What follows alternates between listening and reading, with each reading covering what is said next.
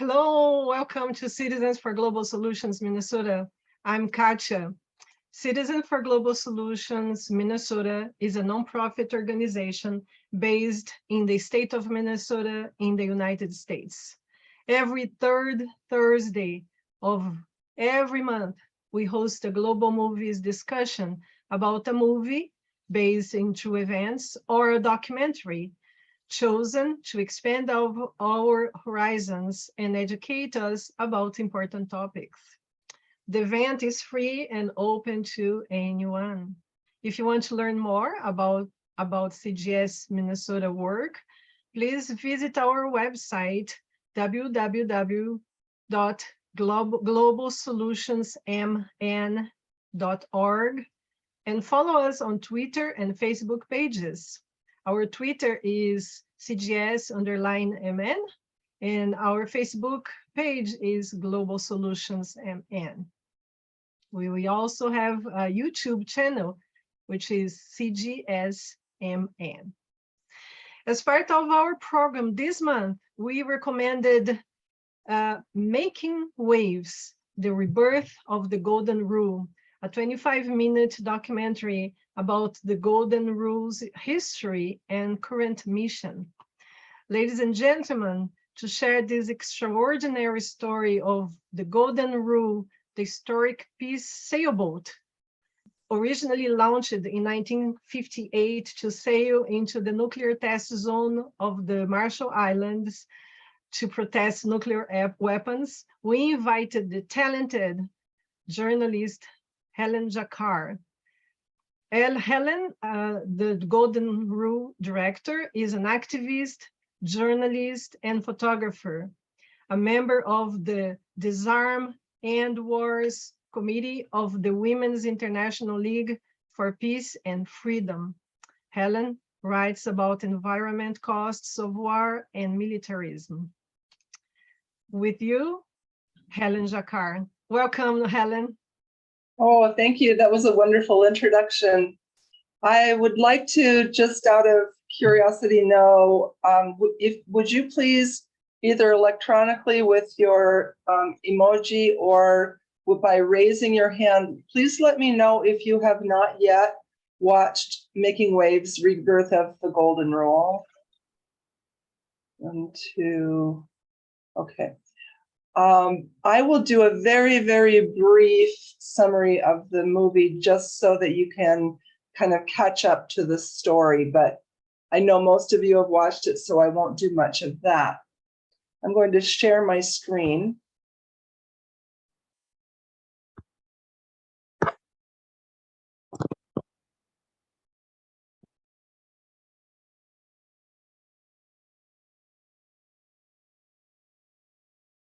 Okay, so here's the Golden Rule, sailing for a nuclear-free future. And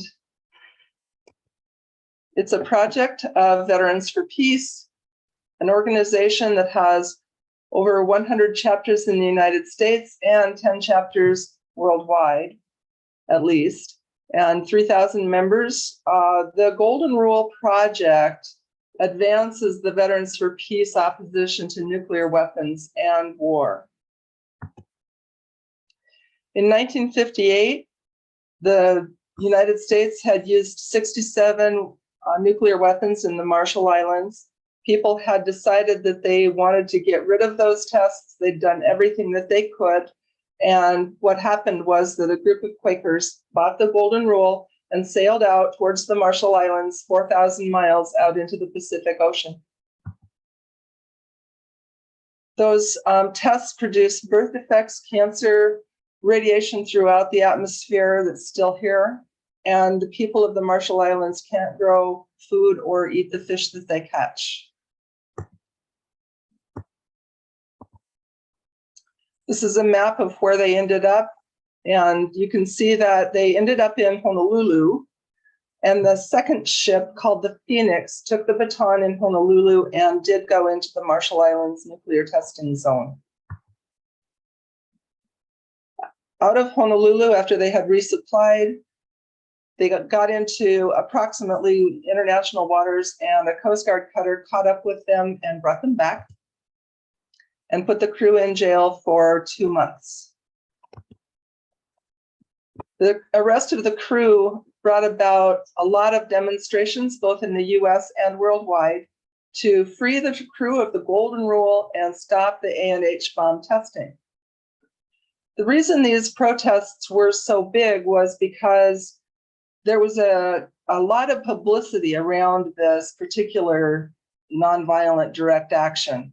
And lots of people, including, of course, the federal government, knew what the Golden Rule was up to. So jailing the crew actually brought a lot of additional publicity to the nuclear question at the time.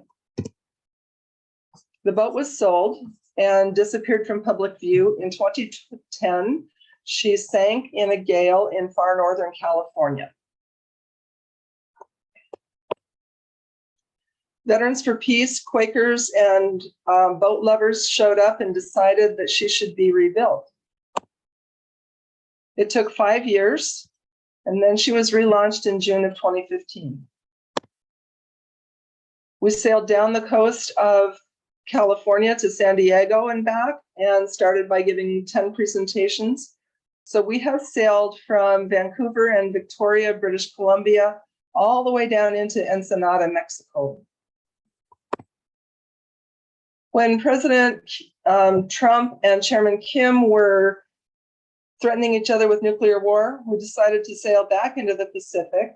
And once again, we made it to Hawaii. This time we were there for 22 months. And by March of 2020, we were ready to sail first to the Marshall Islands, then Okinawa, and finally on to Japan. But March of 2020 was the very beginning of the closures of all of the countries due to COVID, and we could not make the voyage. So we brought the Golden Rule back home to California. When we got back, we decided that we would implement the vision that the people who built the Golden Rule had, which was to sail all of the navigable waters of the United States. And this is the map that we ended up with as far as where we were going to sail. So we put the Golden Rule on her very first truck ride ever and took her to just north of Minneapolis, St. Paul. Our intention was to sail down the Yellow Line all the way down to the Gulf of Mexico on the Mississippi River. We just had to change those plans due to the lower Mississippi having such a drought. So what we're going to do is peel off and go down the Tennessee and Tombigbee rivers to the Gulf of Mexico. At any rate, we're going to go around the tip of Florida, clear up into Maine, back down to New York City. We'll go up the Hudson River and through the Erie Canal around the Great Lakes, and then back through the center of the country, some of which will repeat the path that we now have to take. Here's some of what we'll do when we arrive in a city. Sometimes we do protests, and one of the pictures you see is protesting against military ships in our harbors and against nuclear-armed submarines. We give presentations. We take people sailing whenever we can and give people boat tours. We sometimes take people on a transit from one place to another. We did quite a bit out of Minneapolis, St. Paul, and on down the river because those transits are only 1 day long. We did a peace action and sailing camp. We participated in an indigenous canoe journey. This was the boat that we supported around Puget Sound. And wherever we are, if we can, we interact with other Pacific Islanders, especially Marshall Islanders. So our first time doing that was in Honolulu. Well, actually, no, it was in Maui and then Honolulu.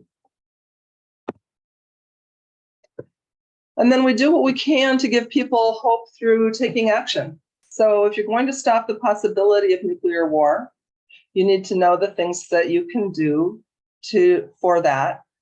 We specifically are sailing in support of the United Nations Treaty on the Prohibition of Nuclear Weapons, which passed in 2017 by a vote of 122 to 1. And then in 2020, it became effective when Honduras became the 50th country to ratify the treaty. There's other measures that you can take. You can first of all educate yourself. You can encourage your city or state to join the I Can Cities campaign or the Back from the Brink measures. We have a lot of cities all over the world that have done this. You can get your member of Congress to join the parliamentary pledge to abolish nuclear weapons. You can ask your city to join Mayors for Peace. You can participate in direct actions by joining Don't Bank on the Bomb. Here's we're partnered up now with Back from the Brink, and here's some of the measures that they're calling for. First of all, to support the Treaty on the Prohibition of Nuclear Weapons, renouncing the option of using nuclear weapons first, ending the sole unchecked authority of the US president to launch a nuclear attack, take the US weapons off of hair trigger alert, particularly the intercontinental ballistic missiles. And what that means is, as China has done, to remove the warheads from the missiles. ICBMs are only usable as a retaliatory strike because they're sitting ducks. Everyone knows where they are. They have missiles pointed at them. And if there was a nuclear attack, they would be gone and could not be used in a second strike. So they are a first strike weapon, and we need to declare a no first use policy, and we need to remove the warheads from those ICBMs so that a split-second decision or even a 5-minute decision does not result in a nuclear war. And then we need to cancel the nuclear modernization program, which calls for spending $2 trillion to replace every single aspect of the nuclear weapons. One thing I learned about that $2 trillion program was that these new weapons don't use the same plutonium core, the most toxic, dangerous element that doesn't even exist on this earth naturally. And they're making a new shape for the core, which means they have to remake every single plutonium core that exists, which is a very dangerous process. Already the plutonium processing that's happened in this country has caused huge areas to be uninhabitable because it's not safe to have them anywhere around. It's inevitable that contamination will spread. And here also from Back from the Brink are some things that you can do, like get a resolution going in your community. You could have a petition and ask people to sign it. You can meet with your elected officials and ask them to support you.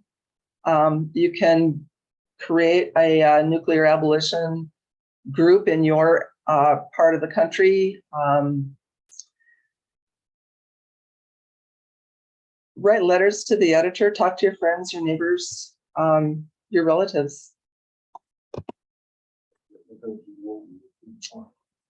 Another thing that we're doing, I'm going to stop sharing because that's the end of my slideshow, but I did want to talk about one more thing, which is we're very much advocating for an end to the war in Ukraine. And we're trying to point out that negotiation is what is needed now, before this war turns nuclear. The humanitarian consequences of using even 100 nuclear weapons, and there's 13,500 left in the world, but even using 100 of those could produce nuclear autumn. What that could do is put enough soot and ash into the atmosphere to block out the sun enough to affect crop production and possibly risk 2 billion of the world's 8 billion population on starvation. So we think it's really important to get rid of these things before there's some sort of an accidental or intentional use of them, including in Ukraine. I am open to questions and discussion. Thank you so very much, Helen. It's wonderful work that you all are doing. Helen is open to questions. Do we have anybody? You can put your questions or raise your hands so we don't have everybody speaking at the same time.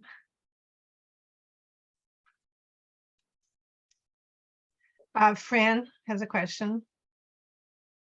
And you're on mute. You are on mute.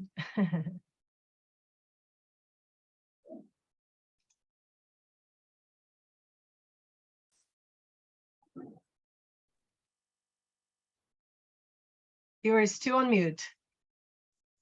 You are still on mute.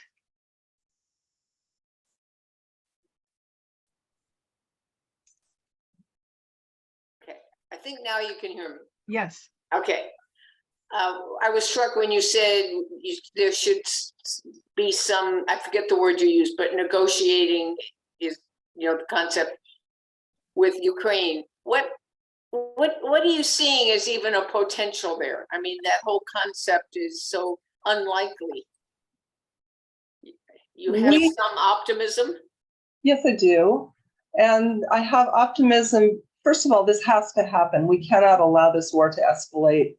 We cannot put Putin in a situation where he feels like he has no choice. And I think that the way through this is to perhaps start with the Minsk agreements, where the security concerns of Russia had been taken into consideration, as well as the security concerns of the Ukraine and Europe. So I think there's a place for the negotiations to start. Of course, it's not our place to do that negotiating or even to recommend the solutions, except that we need to end the war.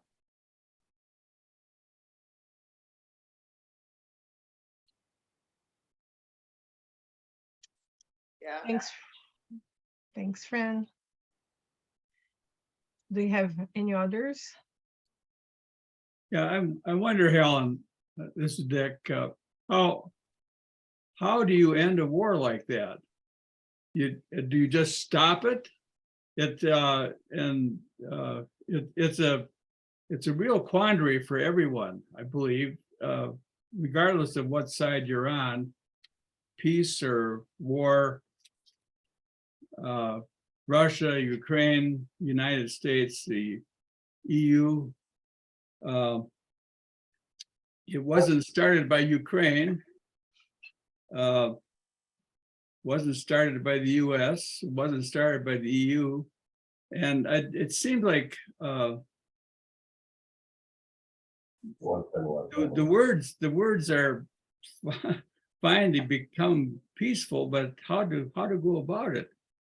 You just can't stop, I don't think, without jeopardizing Ukraine. There's no choice but to stop. If this war doesn't stop, it could turn nuclear and we all lose our lives. So what do? Do you just pull out? What you do is you encourage the United States to stop getting in the way of negotiations. Russia and Ukraine had come to some agreements. And at one point, the United States got involved and told Zelensky to stop negotiating. And at that point, the war got lots worse. So I think that we need to tell our leaders to get out of the way and let Russia and Ukraine negotiate for peace.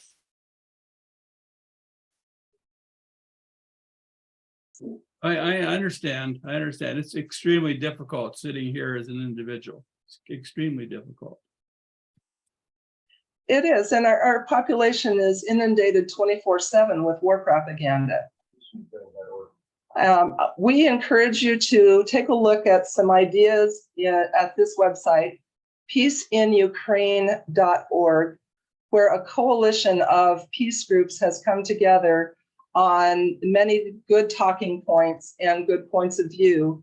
And so the things that they agree on, all of them agree on, are on that website. So that's what I would encourage you to do to come up to speed on how to talk about Ukraine. Okay, you said peaceinukraine.org. I did, yes. Okay. Thank you. Thank you. Do we have other questions? I see Gail raising her hand, and I also raised my hand earlier, but why don't you go with Gail? Gail, please.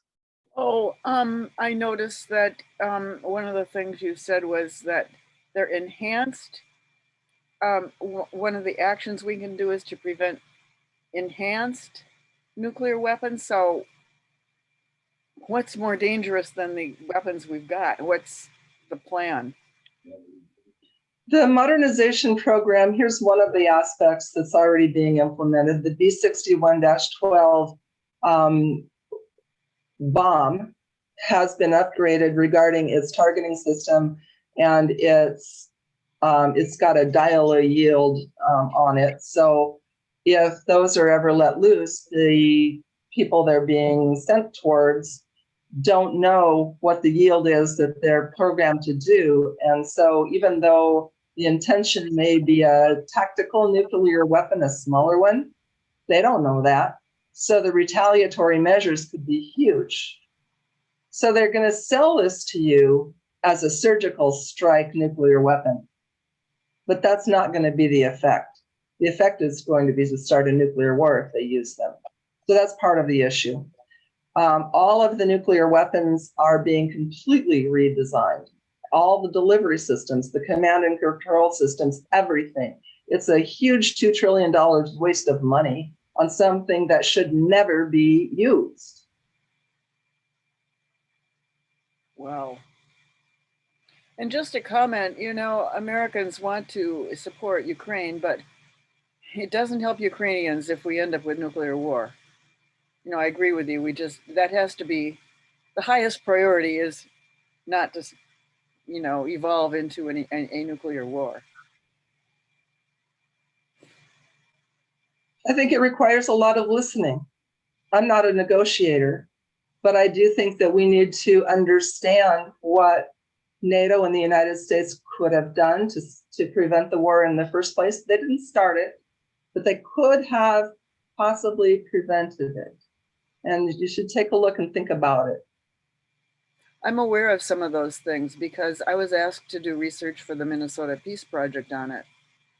And I didn't know until then that the United States and the EU actually sparked a coup in 2014 that overthrew the democratically elected government of Ukraine, Yanukovych, and put in a guy handpicked who was the Victoria Nuland. She was caught on telephone call. It's a smoking gun where she's discussing with the ambassador to the US about who should replace you know, the leadership in Ukraine. It was a US picked person who was very anti-Russian and who subsequently the government did things that made the Russian population in Ukraine very nervous. And that evolved then into the problem that we have now. And Victoria Nuland famously said, you know, that the pick that the US had was different than the person who the EU would have picked. And she discusses this by saying, and fuck the EU. So, I mean, the US really had a lot of responsibility. And obviously, we provide a lot of support to the Ukraine government. So we have a lot of leverage. We can encourage them to negotiate. Thank you for that. And in your research, did you talk about the effect of NATO's expansion? Yes, that also. At the time of the reunification of Germany, there was an agreement that the US would not you know, promote the extension of NATO 1 inch east, and that was promptly violated. And there are a whole bunch of countries to the east of Germany that have subsequently joined NATO.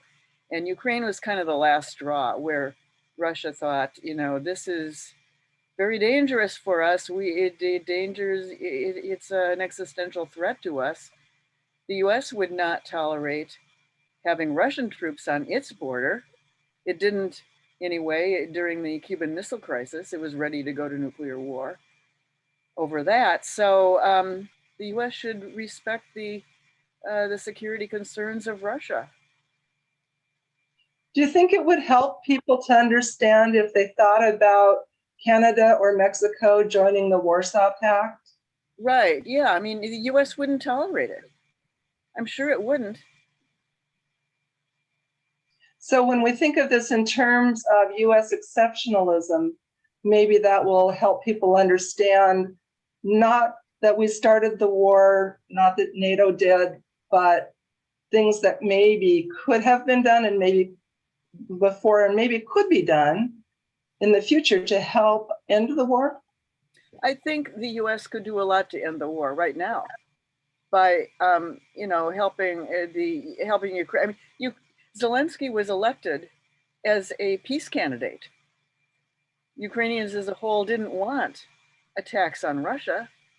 So, but then the US seemed to put pressure on him not to negotiate, which was really strange. So for one thing, we can put pressure to negotiate rather than the opposite. We could say, hey, you know, Ukraine should be a neutral country rather than encourage Ukraine to join NATO, which half of the population wouldn't want to do anyway. I mean, because there's a very large ethnic Russian population in Ukraine. So when we want to help Ukrainians, which Ukrainians do we want to help? The Western Ukrainians only? You know, I'd like to help all Ukrainians, not just the Western ones. I see that Steve's hand is up. What's that? Okay. Yeah, thank I you, don't know Gail. how many people have heard of the Budapest Memorandum, which, you know, we're talking about nuclear weapons here. Ukraine has a history of giving up every one of its 1,700 nuclear weapons back to Russia under the agreement that the United States and Russia would guarantee security for Ukraine. Well, we've seen what Russia's done as far as holding up their end of it. And the United States, that's the legal hook they have for holding up. I don't know how many of you are even aware of it. I know the alternative media doesn't want to put that out there. That doesn't go with their narrative. There's also the thing about NATO not expanding. Gorbachev denied that. And if anybody was going to say something, he would have. That was just a Baker thing, maybe. As far as Zelensky goes, I think he's been bad-mouthed enough. Yeah, he was the peace candidate. Repelling an invasion is an act against war. Russia invaded. The solution to all of this, I think, is going to have to come with the Russian people taking care of Putin.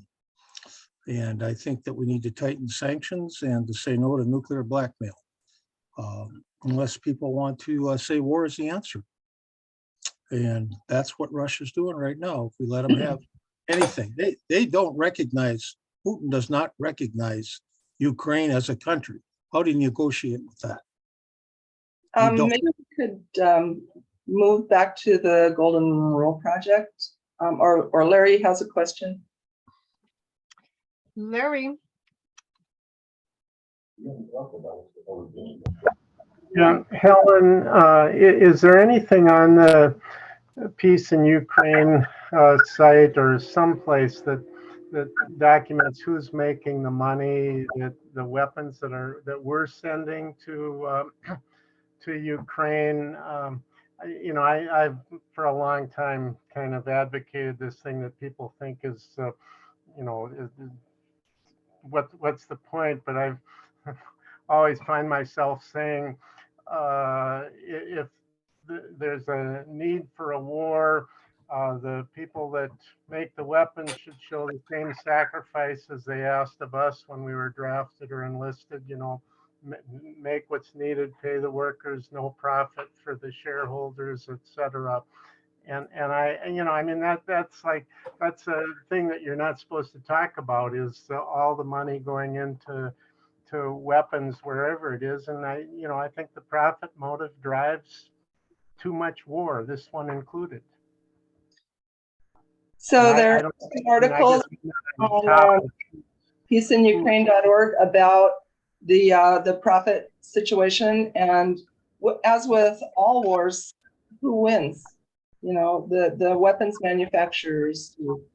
And so there's a big motivation to keep wars going in general. I mean, look what happened in Afghanistan, for example.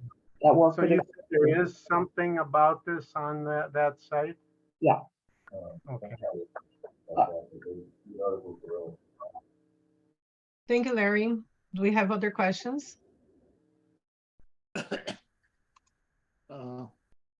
Here, I'd like to. Bharat has a question.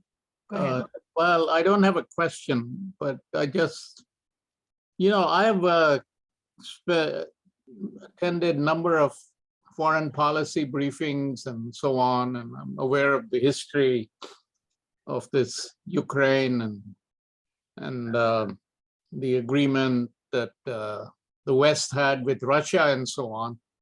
But,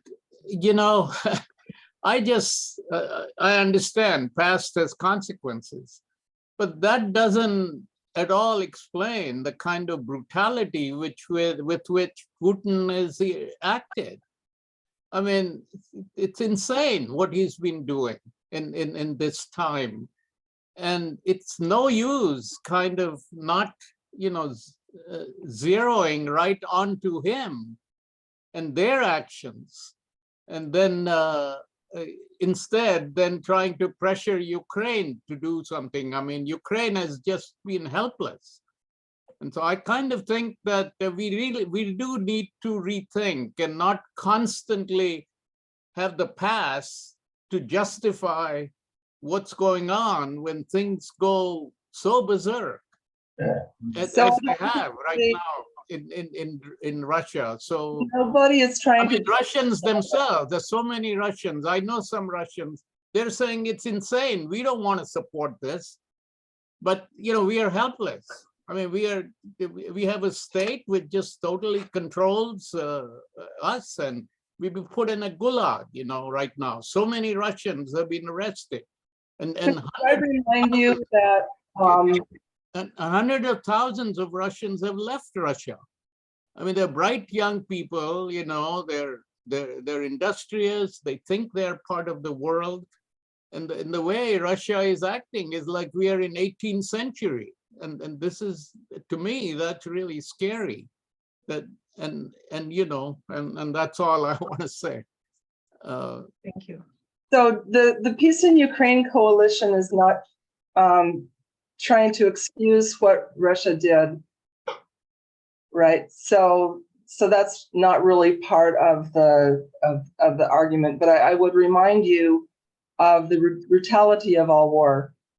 Did you hear about the brutality of drone strikes during the Afghanistan and Iraq wars? Did you hear about what U.S. soldiers were doing in Vietnam? Did you hear about the CIA black sites and those prisons and tortures? And did you hear about Guantanamo?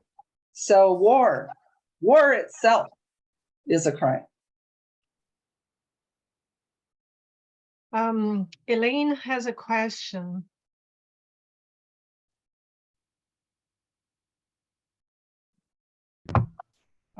Thank you very much.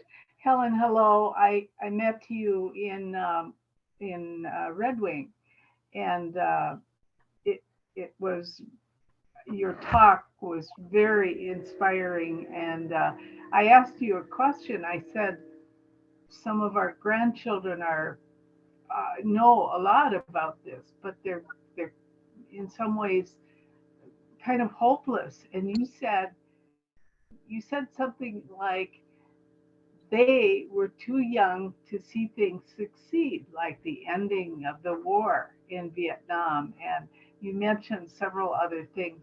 I thought that was a really remarkable way of speaking to someone, raising the question that I was raising. And I wondered if you had any more to say about that. Well, sure. I have hope that the young people will learn about the successes that we have had in ending wars, in reducing the number of nuclear weapons we've had, and in political action, in nonviolent direct action that has Yeah. succeeded, like the Golden Rule, that, you know, that ripple across time helped produce the signing of the Limited Test Ban Treaty of 1963. It helped inspire the founding of Greenpeace. And, you know, we had, you know, like I say, the reduction of the number of nuclear weapons went from 80,000 down to the 13,500 we have today. And a large part of that is due to citizen action. So people need to know that we can act together to get rid of nuclear weapons.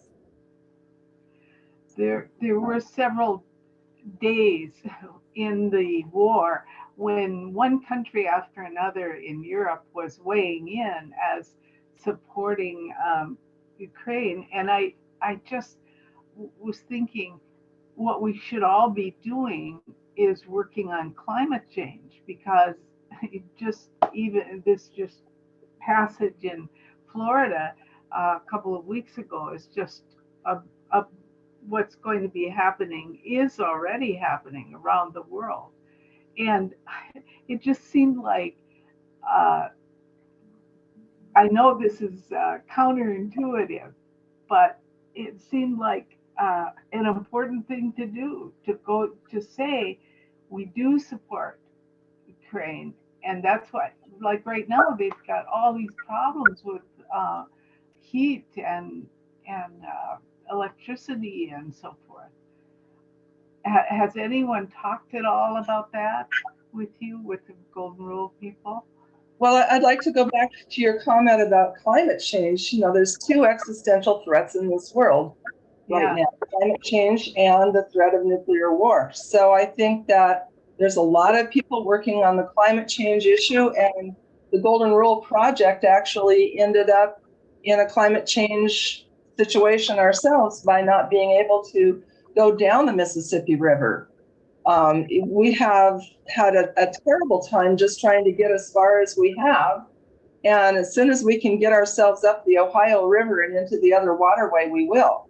So we're very aware of the effects of climate change, and we're aware, and everybody should start learning about the relationship between climate change and the threat of nuclear war. You know, one of the things that happens when climate change and these disasters happen is you end up with mass migration that can cause conflict, and it could cause conflict between nuclear armed nations. We got to be careful about that too. Yeah. Thank you, Elaine. Nancy has a question. Nancy? Yeah, lots of things swirling in my head. I'm going to try to keep it succinct here. First of all, Helen, I noticed on your website and maybe on the ICANN website that you're now kind of an official project or an official partner with ICANN. And for anyone who doesn't know, ICANN stands for International Campaign to Abolish Nuclear Weapons. And of course, ICANN won the Nobel Peace Prize a few years ago. And so, you know, they're very impactful. And so I was thrilled to see the Golden Rule was connected to it and partnered with it and aware of their network, because otherwise, you know, the more we can consolidate our efforts, the better, right? And then Larry sent out an email message to some of us shortly before this, so probably, Helen, you didn't even have a chance to look at it, but talking about a House resolution that in the U.S. House that is trying to support the idea of the United States signing onto the treaty, I believe. Actually, I don't know if it's quite that.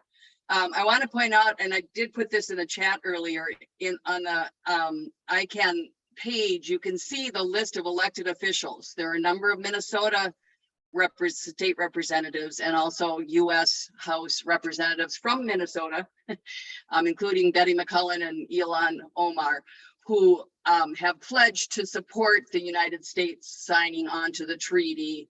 So, I mean, there's some legs for us to work with. And I just wondered if you could talk, I know it was on your list of things we can do. Could you talk a little bit more about what we as citizens could do to really encourage our elected representatives to take action on that? Oh, thank you for that introduction. So the current version of the bill is HR 2850. It's been introduced many times by Representative Eleanor Holmes Norton of Washington, D.C. And there are people in the Women's International League for Peace and Freedom that are very much embracing this piece of legislation. And it has several co-sponsors right now. I think there's 9 or 10 of them. And so you could encourage your representative to support the U.S., I think it's Nuclear Abolition and Economic Conversion Act. What it basically does is it would take the money that's going into nuclear weapons and use that money for dismantling the whole nuclear system and put that money towards other economic development, like, you know, healthcare and housing and things like that we need, education. So it's, I mean, imagine if we were to take a bomb factory and retool it to make windmill blades, for example. Would the people that work there be more happy? I would think so, because who wants to work in an industry that's life destroying, right? Who wants to be in the military? Who wants to do things like that? Why don't we instead take the money that's used for that and put it into things that society really needs? So that's what the bill is all about. And I would encourage you to take a look at HR 2850. One of the places that you can get more information about it is prop1.org, the number 1, prop1.org. A friend of mine, Ellen Thomas, maintains the website and is a very big advocate for this legislation. And we hope to talk about that quite a bit when we arrive in Washington, D.C. Mm.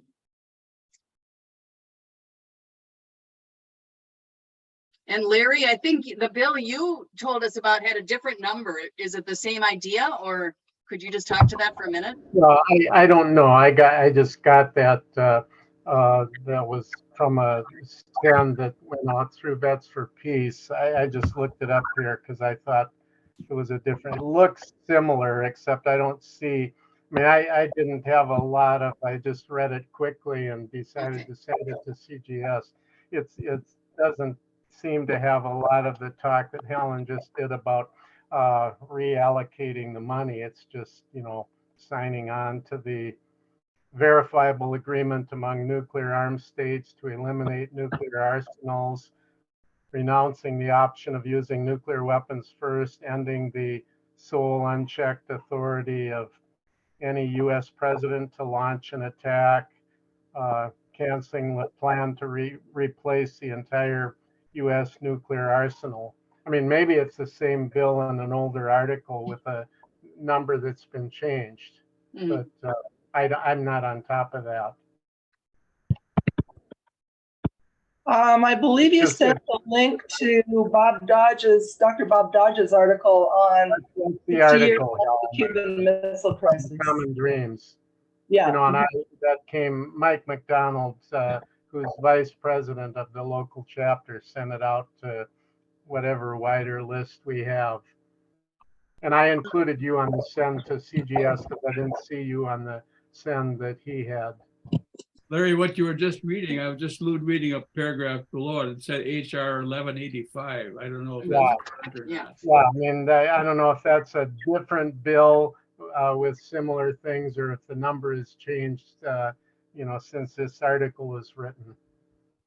I mean, I was just struck when I got this, saw this just a short time ago today, because we just watched On the Beach again last night, you know, and of course that's about a few people left after a nuclear thing. And the article talks about dealing with the pills that I didn't even know that the government is starting to dispense pills to mitigate radiation, which is what's in that article. But of course, that was central in that movie.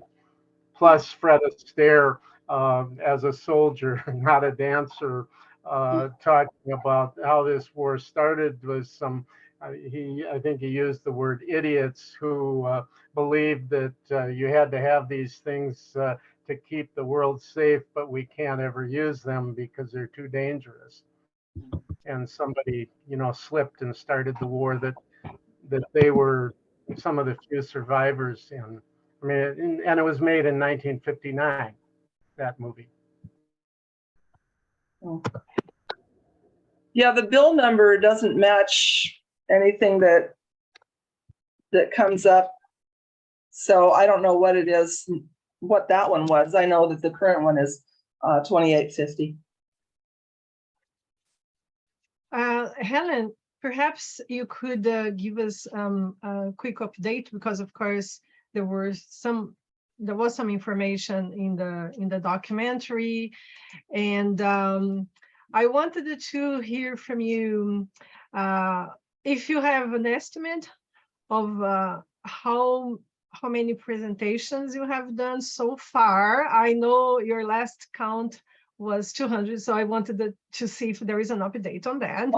I wanted to hear if, well, how many people are, because not everybody visited in the Golden Rule. So for those who didn't and didn't have a chance to meet you in person and the rest of the crew, if you could give us a little overview of who are the crew, who travels, how many travel at a time, and I wanted to know if you know, every time that you guys stop in a city and I know that you meet with people, do you have you met with any local or state governments? Did you have the opportunity to talk to anybody? And maybe a second question on that one is if you feel like you have had some positive feedback from government. I know you have had good feedback from us, the citizens, but I wanted to know that.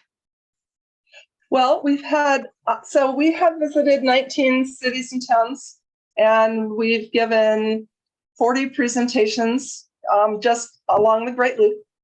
So just since we launched in Hudson, Wisconsin. So it's been a very successful trip. We've received 5 mayoral welcomes, and we've had, like, the mayors of Duluth and Superior. They came and gave talks at our press conference.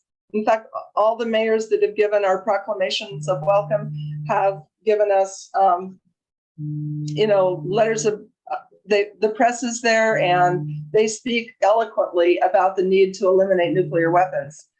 We have had huge events, like parties in the park where strangers come by and join us. And we've had lots of music and some dancing. The Marshallese program was particularly good in Dubuque, where we had, they have a community of around 800 Marshall Islanders living there in Dubuque, Iowa. And we had a great turnout. We had a whole bunch of sailboats come and sail before the Golden Rule, and then the Golden Rule came and docked, and they greeted the Golden Rule with their singing and their playing music. And then the next day we had a whole 2-hour program for children, followed by more Marshallese interactions. They told us stories of how they had thought that what was falling out of the sky on March 1st, 1954 was snow, and what it was fallout. So they were opening their mouths to the sky to catch the snow. And so they talked about,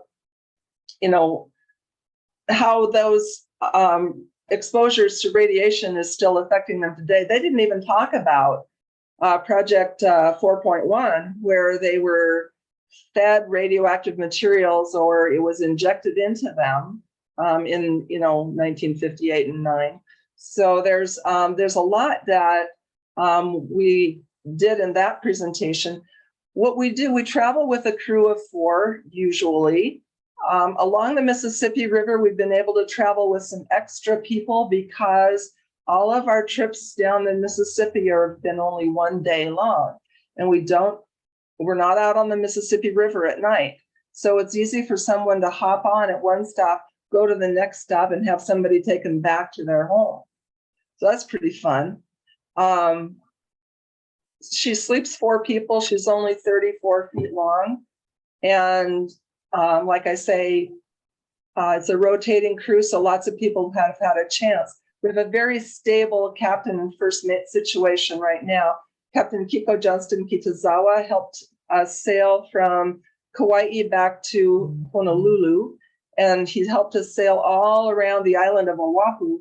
And then he sailed the Golden Rule with his team of 3 people from Honolulu to San Francisco Bay.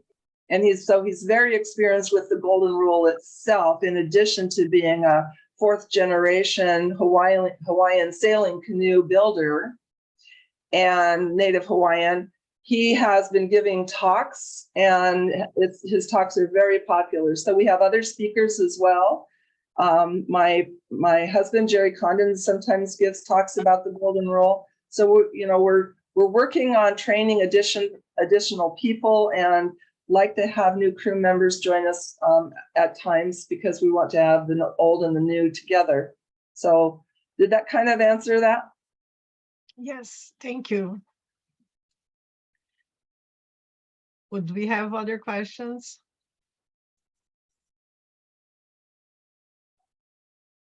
I would like to say one thing, and that is how we're funded is usually we take the opportunity to pass the hat wherever we go. But with a Zoom call, we can't do that. So I would encourage you, if you can, to go to VFP, as in Veterans for Peace, VFPGoldenRule.org, and give us a nice donation to help keep wind in our sails. Steve has a question. Yeah, I just reaffirm what Helen said about Dubuque right there. When the Golden Rule came onto the ice harbor there and took the turn right there, and the Marshallese were playing their music, like Dave Logston, our president, said, there wasn't a dry eye around. It was just like a spiritual. I had a question for Helen really quick. I saw that you were in Burlington, and you even had, not besides the mayor, you had the police chief there. Do you want to talk about that? Unfortunately, I was not at that particular event. I am still technically not around people because I've had COVID. So, but I'm going to look at the pictures. I didn't know that the police chief had been there. That's pretty cool.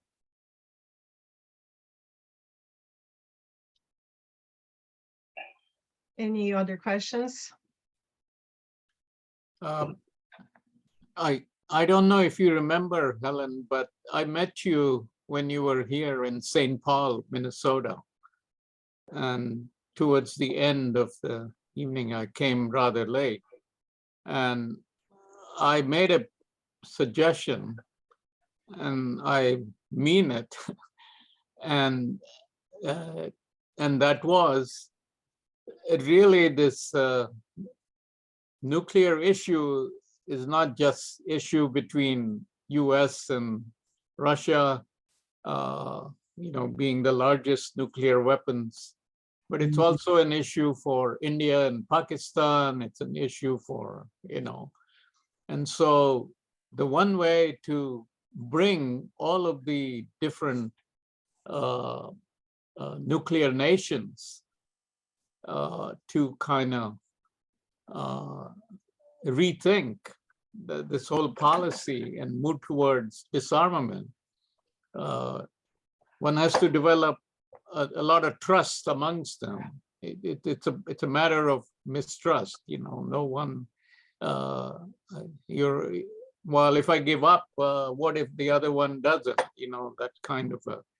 And so we have to kind of get the people together. And the idea I thought would be if Golden Rule would, think of along with ICANN, do a global project to sail all the way along the oceans and come to Mumbai, India. And we have lots of people who oppose nuclear armaments, and one could create a whole movement over there, along with the one that you're already so successfully creating here. And of course, the Europe comes in between, and I know Europe is also very much would be part of it. So there could actually be a real global celebration that tied in with the voyage of Golden Rule. So Well, I'm was willing to be kind of, I happen to be a life member of the Bombay Yacht Club. So I'm willing to be the, provide the sponsorship or an invitation for Golden Rule to come to Mumbai. So how about that?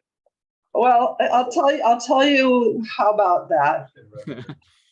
This boat is very miserable to sail across an ocean. We did okay getting to Hawaii the 2 times that it happened, but sailing back again was a very miserable experience for the crew, and I wouldn't put them through it again. Another boat, maybe, another project, maybe, but I wouldn't risk this historic icon of peace by taking her across an ocean again. It's really hard on her to do that. And, you know, it's just, what if we lost her? You know, I don't see it. But if you want to get a different boat and call it the Golden Rule 2, that's a whole nother matter. You'll have to find somebody else to run it, though. I got my hands full. That's wonderful. Do we have other questions? Barrett, oh, you, okay. Okay, so I wanted to ask you, so what is, for those who don't know yet or didn't see your website, and by the way, I put the website on our chat a couple of times, so if you want to see, otherwise everybody here knows how to get a hold of me, and I'm happy to share with that. Otherwise, it is going to be all this information on our website together with the recording of this event. So anybody who wants to get back to what Helen said, or the questions, or the links that we talked about, it's going to be all in our website. Helen, let me ask you, we are getting to the end of our time here, but I wanted for you, if you can, to say what is the budget for this entire enterprise, and how much did you get so far, and what happens if you don't get your full budget, if you don't mind? Oh, well, thank you very much. And budgets are like a little bit flexible because you have to make decisions at the time based on how much money is in the bank. So, you know, a rough guess is something over $100,000, maybe 120, could be more depending on what it is that we need to do. And we've gotten $11,000 while we've been on the trip, and many Veterans for Peace chapters and others have donated to the project to say, you're coming to our town, we want to give you a little bit of help to get here. So we've gotten $5,000 or $6,000 in order to just get this far.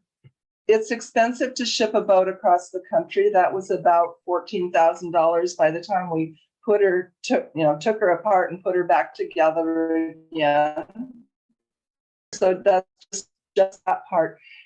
If we don't get sufficient donations, we just have to work harder to get more more money. And I mean, now that we're on this route, our set schedule is kind of locked in because we're sailing with the seasons. You can't be in the north in the winter, and you can't be in the southern states during hurricane season. That dictates everything. So it's really important for us to keep moving, to keep stopping and talking about nuclear weapons, and to keep raising money along the way. So that's why I brought up the topic in the first place is when we're in person, it's a lot easier to pass a physical hat.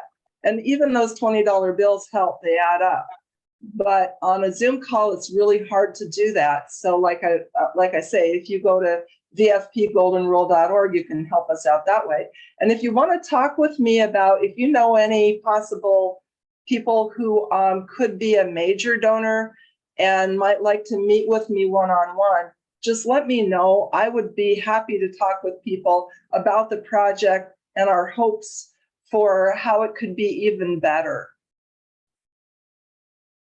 And we are happy if anybody's watching now, or people are watching the recording on our website or in the YouTube.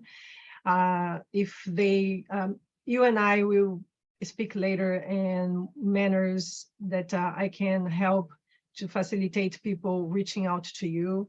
I do think they will be able to reach out to you through your website, but I'm happy to help as well if anybody finds me in the internet. So is there any other questions? No? Okay, Bharat. I have is it possible if to put on the chat the address where we can send you money? Oh, sure. Yes, Yeah. it is already. I'll personally mail a check. Bharat, the website is already in the chat. Yeah, I know, but is there an address to send the check to, you know? I don't want to do it through online. I want to, you know, mail a check with an address to send. And thank you for the question. If that is an address that can be publicized, Helen, we can talk about this later offline. I'm happy to make it in our website as well, together with the recording of this. And I did just put it in the chat. Yes. The address is VFP Golden Rule Project, PO Box 87, Samoa, California, 95564. Okay. Well, with that, I have a related question, if I may. Is a Golden Rule a 401, you know, tax deductible? Yes, it is. And our fiscal sponsor is veteransforpeace.org, or Veterans for Peace Inc., I'm sorry. And so you can look up Veterans for Peace tax ID number, and that's the number that you can use for your tax purposes. The number is, I've got two of them showing up here.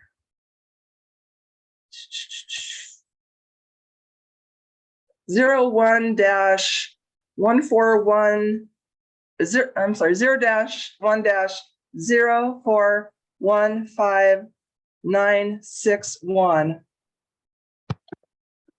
And they're listed everywhere on the nonprofit arena, so you can find that. all right. Well, thank you, Helen. On behalf of CGS, I want to thank you all for attending this event. If you want to watch again, the recording of this discussion can be found on our website and on our YouTube channel. CGS Minnesota hosts events every month. Next event is going to be Human Rights Forum, the War in Ukraine. Our guest speaker, an Ukrainian, will take a closer look at the war, its causes, the results so far, and share an update of current human rights violations taking place, and we responded to questions from the attendees. It's gonna happen on November 17, in a Thursday at 7 p.m. Central Time. Please visit our website to learn all about all the events and to ask questions as well. Thank you so much, Helen Jaccard, for sharing the Golden Rule story and your projects and your mission. We wish you and the Golden Rule team the best of luck. We are with you in heart. Thank you, everyone.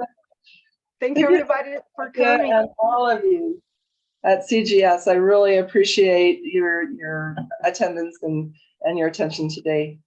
Have a great night.